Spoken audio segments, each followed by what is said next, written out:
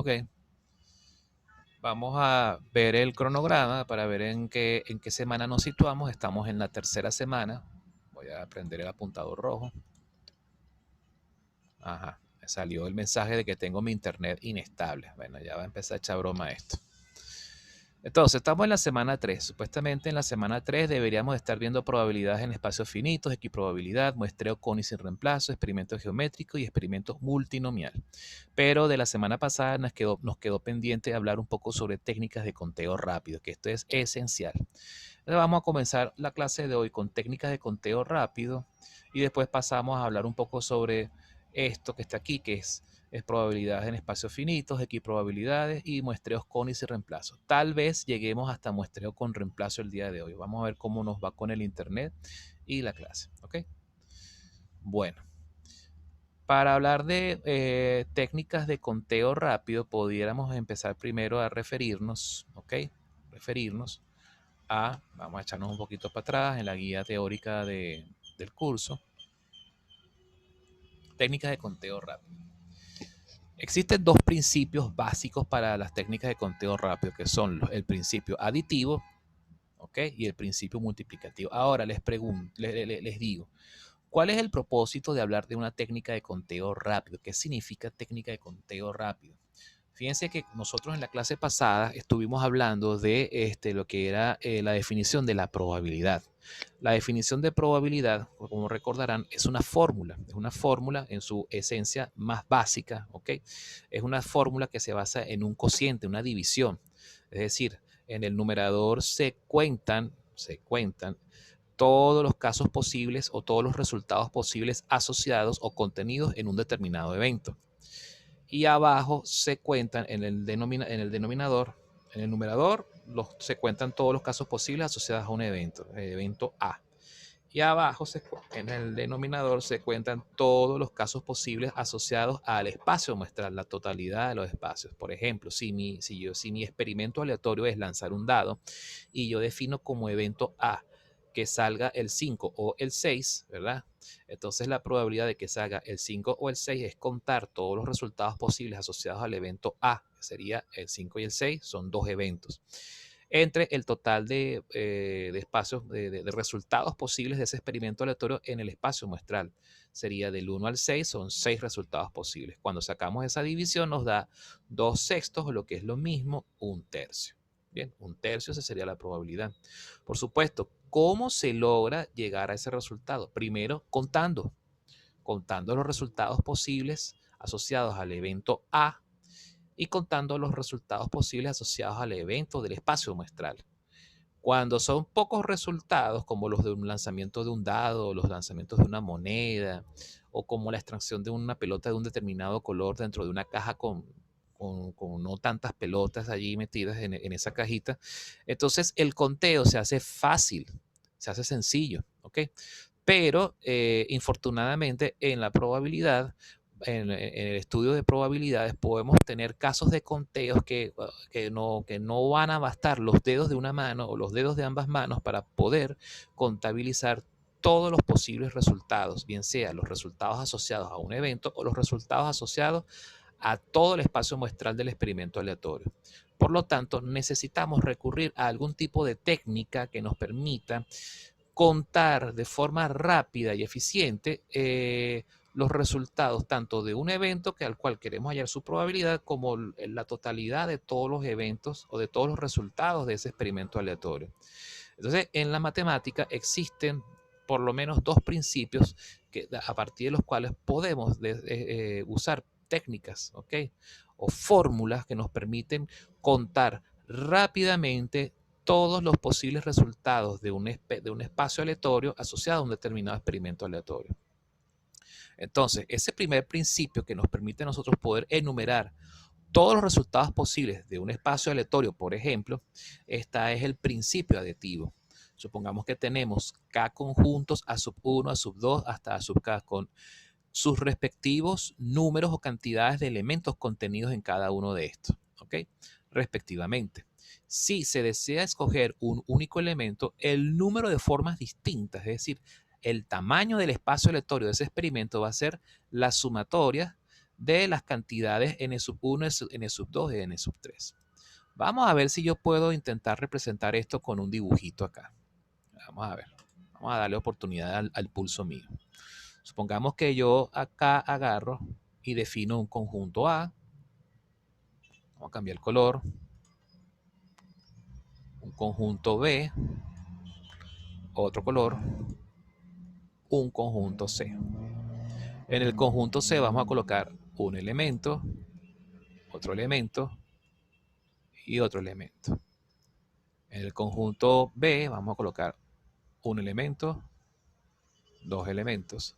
Y en el conjunto A, colocar 1, 2, 3, Profe, no se 4. escucha bien. Bueno, ya ahí no puedo hacer más nada, no puedo cambiar de internet. Vamos a ver qué pasa.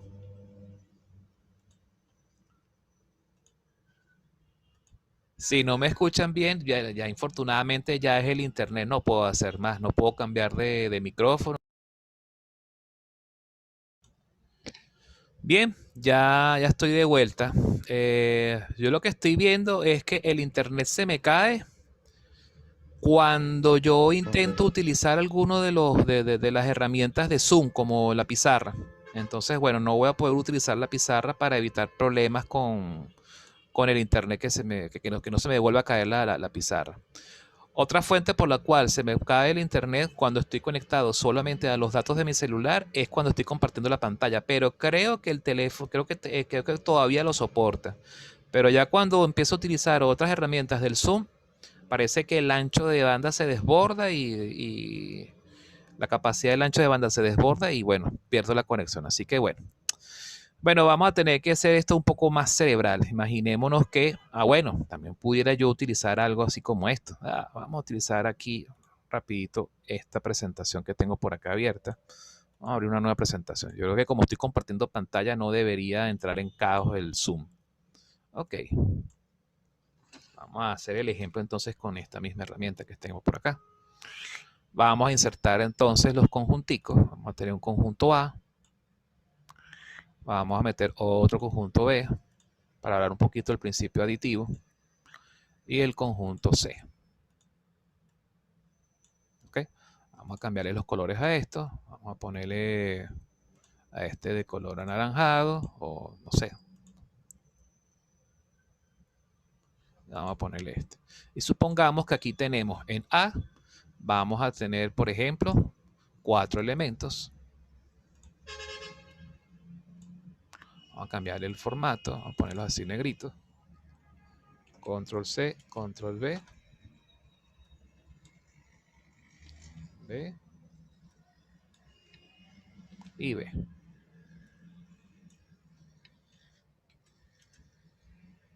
Aquí vamos a tener, por ejemplo, 2 elementos.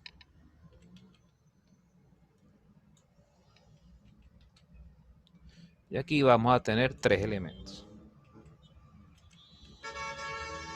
Bien. Ok. Supongamos que este evento lo llamamos A, o mejor dicho, vamos a definir esto como que si tenemos aquí en este recipiente, tenemos 3 recipientes. Y en 3 recipientes de 3 colores distintos, ¿verdad? Tenemos en uno 4 elementos, 2 elementos y 3 elementos, ¿verdad?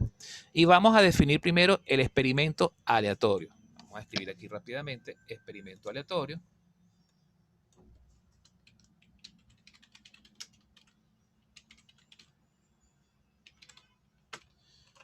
Ajá. El experimento aleatorio será extraer, ¿ok? Un elemento, ¿ok?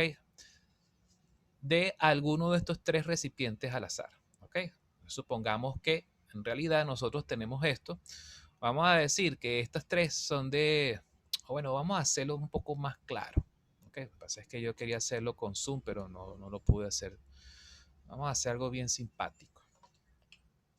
Vamos a poner estos de un solo color. Azul, azul, azul y azul. Ahora sí creo que va a estar más claro el experimento aleatorio. Vamos a ponerlas estas de verde. Es más, vamos a ver si puedo seleccionarlas todas. Si las selecciono todas, debería agarrarlas.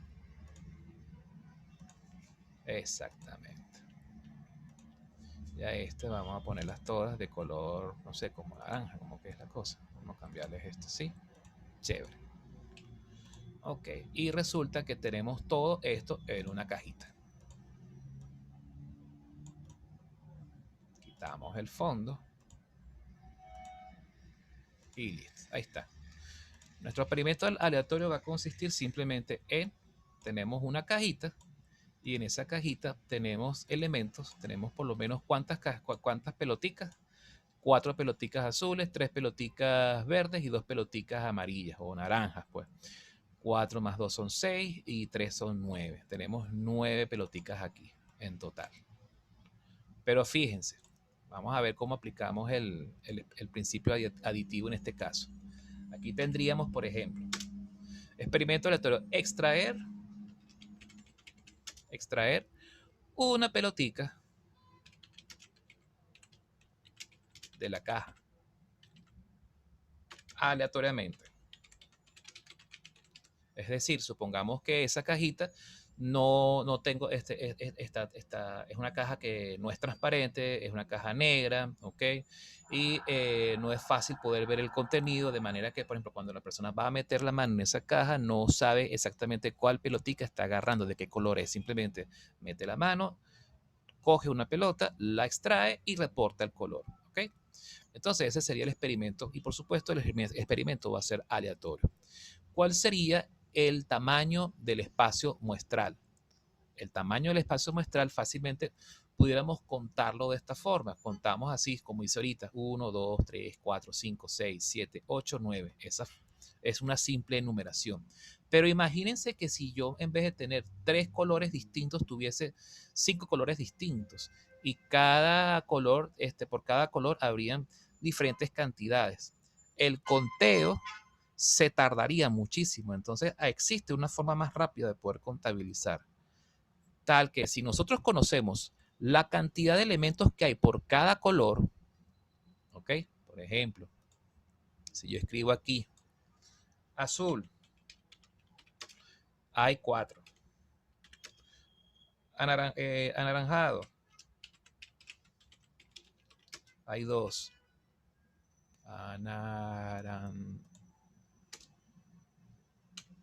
Anaranjado, hay 2. Y verde, hay 3, ¿verdad? Entonces, fíjense que si yo quiero saber el tamaño de ese espacio muestral, de ese experimento, sería entonces contar 4 más 2 más 3. Eso sería 9. Que eso es pues de lo que se trata este principio aditivo. El número de formas distintas. Si se desea escoger un único elemento, es decir, voy a extraer una sola pelotica de las 9 que hay allí, si yo sé que cada pelotica o que las peloticas están repartidas en K conjuntos, en este caso 3 conjuntos, que son conjuntos asociados a color, si cada color tiene un número específico de elementos, yo puedo saber el número de formas distintas, o dicho de otro modo, el tamaño del espacio muestral en que puedo, o el número de resultados posibles, porque el tamaño del espacio muestral es el número de resultados posibles de un determinado experimento aleatorio. El número de formas distintas simplemente es una frase sinónima que equivale a el número de resultados posibles o el tamaño del espacio muestral. Ese n a qué va a ser igual a la suma de todos los posibles resultados que hay allí. ¿Ok? Entonces simplemente al yo saber cuántas cantidades hay de cada categoría, al yo sumar las cantidades, ya yo sé el tamaño del espacio muestral. Si el espacio muestral es simplemente extraer un objeto de una de estas peloticas de aquí. Pero si el espacio muestral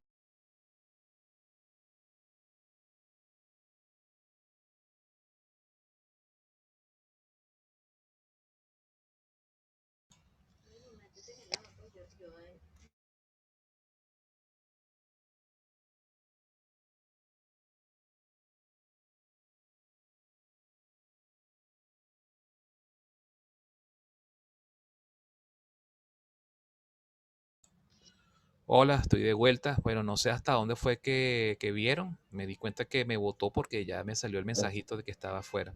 ¿Hasta dónde fue que lograron ver? Llegamos a la parte que estaba explicando que cuando los ordenaba como tal, Ajá. se podía tomar en cuenta como una muestra de uno. O sea, había empezado ya con la otra presentación. ¿Eso se había entendido fino? Sí, sí, esto es para Estaba explicar explicando la sumatoria. sí, que es justamente el principio aditivo. El principio aditivo simplemente es Ajá. una fórmula que nos permite a nosotros poder contar todos los posibles resultados de un experimento aleatorio cuando el experimento consiste en solamente escoger un elemento de un conjunto de categorías distintas, ¿ok?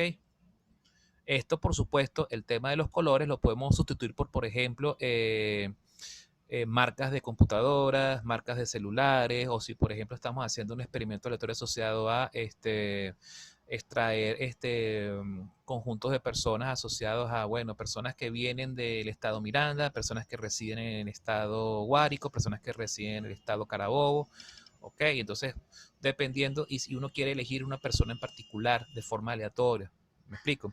La categoría, el subconjunto, etcétera, es simplemente eso, una etiqueta a la cual podemos asociar diferentes resultados o elementos del espacio muestral a esa categoría en sí. ¿Ok? Cuando el experimento aleatorio es muy sencillo, que simplemente escoger uno de entre todos, se escoge un elemento, ¿ok? Entonces, por ejemplo, si nosotros el conteo de todo el espacio muestral lo podemos hacer sencillamente así, simplemente contando el número de elementos que pertenece a cada categoría. ¿Y para qué nosotros hacemos esto? Porque a nosotros nos interesa poder contar el espacio muestral. Porque después nos pueden preguntar cuál es la probabilidad, ¿ok? ¿Cuál es la probabilidad de un evento A? ¿El evento A cuál sería? El evento A sería, por ejemplo, si A definimos el evento A como peloticas que son de color verde, ¿ok? Sería contar todas las peloticas verdes, que es 3, ¿verdad? Y dividirlos entre ¿qué? Entre el valor de n. 9. Entonces sería 3 entre 9, sería Un entonces tercio. un tercio, ¿ok? En todos los problemas de probabilidades es clave poder determinar el espacio muestral, porque sin el espacio muestral, si no somos capaces de contabilizar el espacio muestral, más difícil va a ser entonces poder contabilizar ¿cómo se llama esto?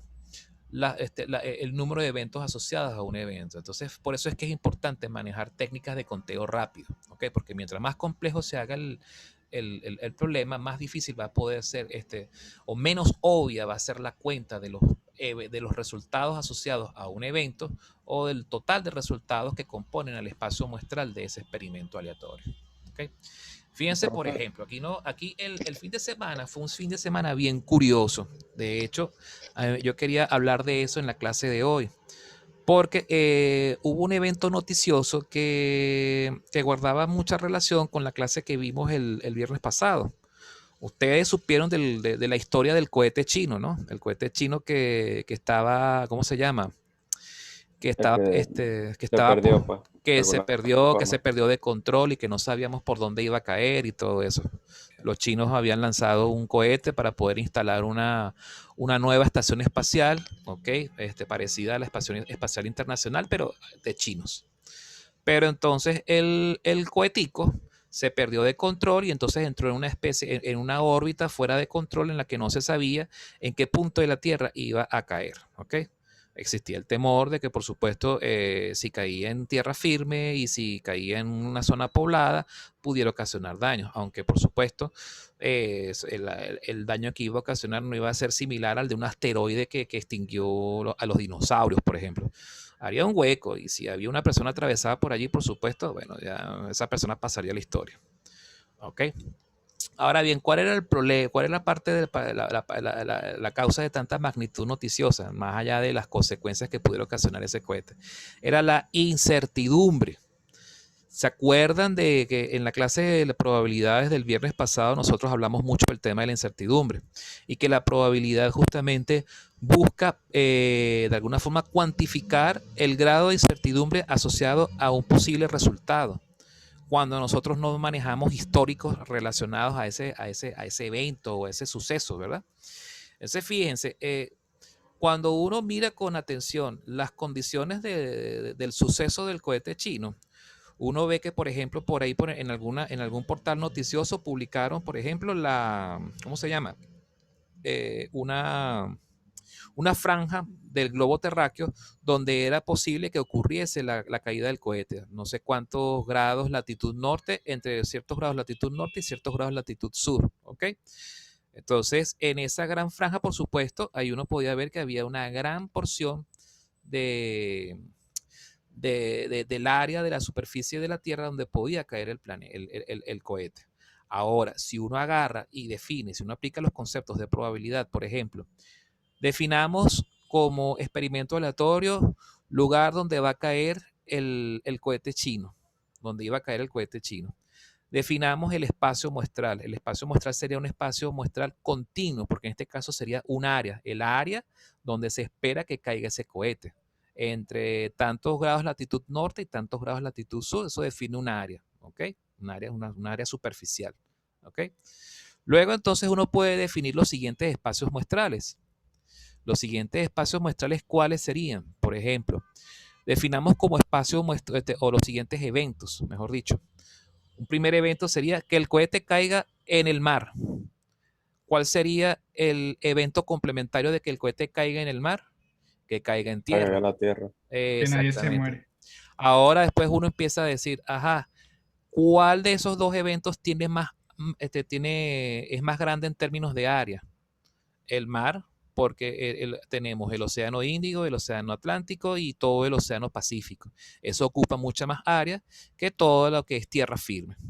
Ok, ahí tenemos dos eventos, por supuesto, que pudiéramos definir. Ahí, por supuesto, ¿cuál sería la probabilidad de que caiga en el mar?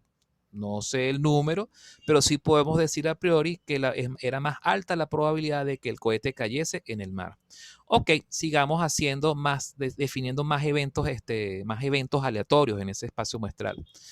Otro evento pudiera ser que caiga en el Océano Pacífico, o que caiga en el Océano Índico, o que caiga en el Atlántico Norte, o que caiga en el Atlántico Sur. De todas esas tres probabilidades, de todas esos cuatro eventos, ¿cuál era el evento donde se esperaba que pudiese caer con más probabilidad? El Océano Pacífico, porque el Océano Pacífico es el más grande de esos cuatro eventos. Pero finalmente eso no quiere decir que allí a juro iba a caer, era simplemente una medida de incertidumbre. La incertidumbre era baja. Finalmente, ¿dónde cayó? Cayó en el Océano Índico, que es el segundo más grande, ¿ok? En proporción, si uno lo ve de esa manera. Fíjense que de repente pudiésemos también haber comentado que otras probabilidades. Ahora vamos a fijarnos, por ejemplo, en las probabilidades de que caiga en tierra firme, en función del evento de que caiga, por ejemplo, en Sudamérica, o que caiga en Centroamérica, o que caiga en Europa, o que caiga en África. Era más probable que cayese, o que caiga en la misma Asia, pero en tierra firme. La probabilidad más alta se la lleva, por ejemplo, o África o Asia, porque tiene mucho más terreno que incluso Sudamérica. ¿Ok? Y si nos ponemos más jocosos con la definición de eventos o de eventos probabilísticos, la probabilidad de que caiga en una determinada ciudad, por ejemplo, la probabilidad de que caiga en Caracas. ¿Cómo se calcula la probabilidad de que caiga ese cohete chino en Caracas? Simple. Calcule el área total que ocupa Caracas y divídala entre el área total de todo el espacio muestral, es decir, toda la franja del globo terráqueo comprendida entre esos grados de latitud norte y grados de latitud sur. Cuando uno saca ese cociente, la probabilidad da súper bajísima. Y más bajísima, más da aún cuando uno lee en Twitter y dice, bueno, ¿y si cae el cohete chino en Miraflores? Muchísimo más chiquita es la probabilidad de que eso ocurra, ¿ok? Como por decir algún tipo de ejemplo, ¿ok? Entonces, fíjense por qué de repente habían algunos portales noticiosos que decían, no, la probabilidad es muy baja, es poco probable que vaya a causar daños a las personas. No era por ser de alguna forma condescendientes con los chinos, es que los modelos matemáticos así lo afirman. Por supuesto, yo estoy haciendo una aproximación salvaje con estos temas de probabilidades. Aquí hay que tomar en cuenta otra serie de factores o variables, como por ejemplo la órbita, que la órbita es una órbita curva, el peso, la aceleración, la fuerza de la gravedad, el roce con las capas densas de la atmósfera, etcétera, que de alguna forma también influyen un poco en ese grado de incertidumbre. Pero ya, por ejemplo, cuando uno ya empieza como que a ver cuáles son como que esas variables claves ahí, en lo que es el espacio muestral, en lo que son los eventos que nos permite de alguna forma poder predecir o poder de alguna forma prever la incertidumbre asociada a la ocurrencia de un determinado resultado, pues bueno, ahí uno ya puede, ¿cómo se llama? Eh, Tener una idea de, oye, ¿qué es lo más probable que puede ocurrir? ¿Cuál es el resultado más seguro? Y finalmente sucedió lo que habíamos dicho. Era más probable que cayera en el mar a que cayera en tierra firme. Y si cayese en tierra firme, también habría que descontar aquellas zonas que están en suelo firme, que están despobladas, porque son montañas, o porque son desiertos, o porque son selvas. ¿Ok? Entonces, cuando uno empieza a descontar todas esas regiones en tierra firme que no están habitadas, oye, la probabilidad de que caiga en una zona habitada es mucho menos probable, es mucho más baja. Entonces hay menos incertidumbre de que en cuanto a que, oye, caiga sobre una gran ciudad, oye, si cae, por ejemplo, en Nueva York, cónchale, eso es como que la persona que agarra y, no sé, se ganó la lotería. Bueno, pero la lotería, pero al revés, o sea, fue una tragedia como que demasiado, era porque les tocaba y punto, infortunadamente. Gracias a Dios no impactó sobre ninguna ciudad, sobre ningún poblado, nadie resultó herido. Esperemos que no haya habido una ballena por ahí navegando, nadando cuando cayó el cohetico ese o los restos del cohete, porque si no, pobrecita la ballena. ¿Ok? Pero bueno, por lo menos los ambientalistas no se han quejado. Eso es pues un poco cómo aplicar el tema de probabilidad, conceptos tan básicos y elementales de probabilidad a un suceso noticioso como el que estamos viendo ahorita. Ven, y sin ir muy lejos, por ejemplo, cuando estábamos hablando de el tema de ver si íbamos a clases mixtas, es decir, clases presenciales en una semana y clases a distancia en la otra, que estábamos aquí en la universidad, estábamos todavía con esa incertidumbre y vuelvo otra vez con la palabra incertidumbre, que eso es clave a la hora de poder evaluar probabilidades. Se estaba manejando una incertidumbre en cuanto a, oye, ¿cuál es la posibilidad de que en semana flexible en verdad se pudiese dar la clase? Porque aquí entramos en otro tipo de conteo.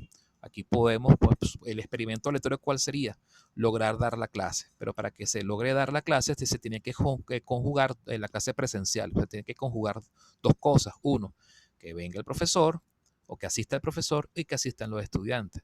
Pero cuando uno evalúa los posibles resultados de ese experimento aleatorio, ¿cuáles son? El primer resultado es que el profesor asista y los estudiantes también asisten. En consecuencia, se da la clase. Pero existen otros tres resultados posibles. Que el profesor no asista y que el estudiante y los estudiantes sí asistan. Otro resultado, ¿cuál sería? Que el profesor sí asista y los estudiantes no asistan, que los estudiantes sí asistan y el profesor no asistan. Y el cuarto resultado, ¿cuál sería? Que ninguno de los dos asistan. ¿Ok? ¿Por qué no asistirían uno de los dos? Bueno, porque no hay gasolina o porque el punto de control se puso estricto, etcétera, y devolvían a la gente a su casa. Entonces, cuando tenemos esos cuatro posibles resultados de ese experimento aleatorio y queremos saber cuál es la probabilidad de que se dé la clase, la probabilidad de que se dé la clase es que simplemente estén presentes tanto el profesor como el estudiante. ¿Cuál es la probabilidad entonces? 1 entre 4. Cuando vemos eso, cuando medimos el grado de incertidumbre, el grado de incertidumbre es altísimo porque la probabilidad es baja, es 25% de probabilidad. Ojo, esto es una aproximación salvaje basándonos en esto. Habría que considerar otros factores, otros criterios, como por ejemplo, ónchale, si alguna de las personas vive cerca de la universidad o no, si en el punto de control donde están viviendo, donde viven, acostumbran a ser estrictos o no, etcétera. Todo depende. Pero si viéndolo con las claves más fáciles o con las variables más fáciles posibles, la incertidumbre era de un 25% de que se pudiese dar la clase. Entonces, este comentario del cohete chino y el comentario de lo que es la incertidumbre sobre si en verdad en semana flexible se podían dar las clases presenciales, es para que vean un poco cómo llevar los conceptos de probabilidades los conceptos elementales de probabilidades para analizar casos de la vida real, para que sepan más o menos, oye, ¿para qué me sirve la probabilidad? ¿Cómo lo puedo utilizar? ¿Qué tipo de información me puede dar? Y con base a esa información, ¿qué tipo de acciones o decisiones debo tomar yo como profesional, como ingeniero? En el caso de que si, por ejemplo, si yo fuese, si trabajase, la gente de la NASA y la gente de incluso de las fuerzas de defensa en los países involucrados o que estuviesen en las regiones donde se esperaba la caída del cohete chino, sabiendo esas probabilidades, cuáles eran las medidas que tuviesen que tomar. Si el grado de incertidumbre hubiese sido bajo, es decir, que fuese alta la probabilidad de que un país o de que una ciudad fuese seriamente afectada por el impacto de esos escombros, ¿cuál es la medida a tomar? Desalojar, desalojar la zona, crear planes de contingencia, preparar algunos cohetes para que le disparen a ese escombro y lo destruyan en la atmósfera antes de que impacte alguna zona. Para eso son las medidas de probabilidad, para poder medir qué tan fuerte es la incertidumbre y en función de la incertidumbre tomar las acciones correspondientes. En el caso de la universidad, por supuesto, frente a la gran incertidumbre que hubo cuando arreciaron los puntos de control, se tomó la decisión de echar para atrás la medida de las clases mixtas.